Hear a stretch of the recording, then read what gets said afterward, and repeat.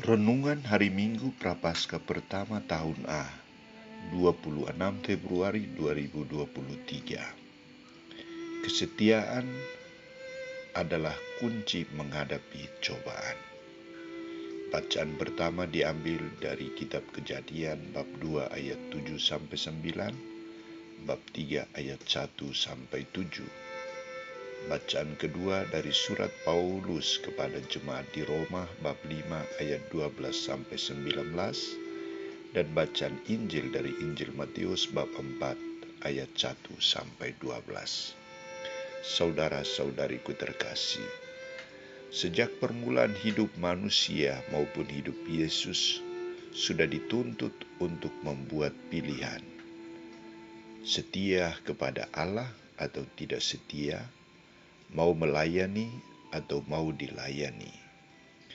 Pilihan yang tepat akan berbuah kebahagiaan, sebaliknya pilihan yang salah akan berbuah penderitaan. Masa Prapaskah mengajak kita untuk menyadari pilihan itu. Saudara-saudariku terkasih, bacaan suci hari ini menampilkan dua tokoh yang tampil untuk menghadapi godaan dunia. Tokoh pertama adalah Adam dan Hawa.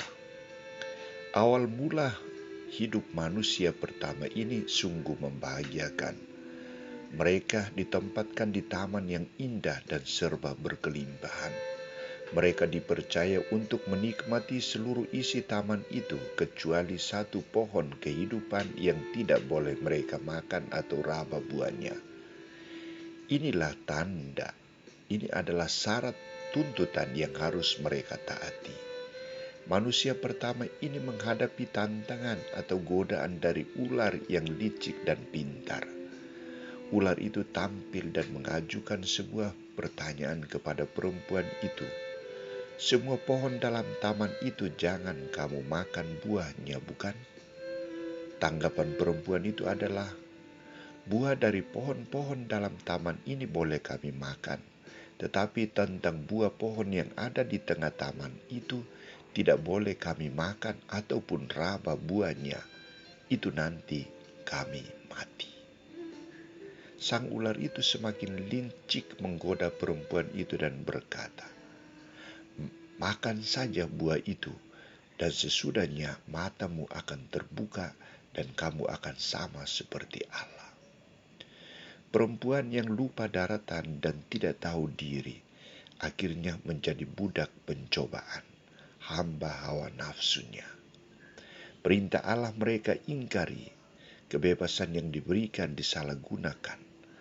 Allah dan kasih-Nya mereka hianati. Hidup mereka ditelanjangi karena ketidaktaatan atau ketidaksetiaan kepada perintah Allah.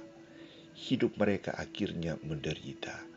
Mereka harus keluar dari taman itu. Saudara-saudariku terkasih, tokoh kedua adalah Yesus Kristus. Yesus Kristus sebagai Adam baru, sejak awal hidupnya di dunia juga mengalami cobaan yang sama. Ia dibawa oleh Roh Kudus ke padang gurun untuk berpuasa selama 40 hari 40 malam. Dalam masa puasa itu, setan hadir dan menjadi penggoda bagi Yesus.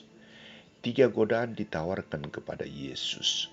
Godaan untuk mengubah batu menjadi roti, godaan untuk menjatuhkan diri dari hubungan bait Allah dan akan dibantu oleh para malaikat Allah, dan godaan untuk memiliki harta dunia. 3 godaan itu digagalkan oleh Yesus karena kekuatan iman dan ketaatannya kepada kehendak Allah. Bagi Yesus, kehendak Bapa-Nya merupakan nomor 1 yang harus dilaksanakan dengan penuh hormat. Maka dengan tegas ia menentang sang iblis, jangan mencobai Tuhan Allahmu. Yesus menang dalam cobaan itu. Ia dilayani oleh para malaikat Allah. Ia tidak mengalami penderitaan seperti Adam dan Hawa. Saudara-saudariku terkasih, bagaimana dengan kita? Saat ini pencobaan kita berhadapan dengan banyak tawaran yang sangat menggiurkan. Ada tawaran untuk hidup senang, memperoleh mobil yang mewah, rumah mewah, kekuasaan, dan uang.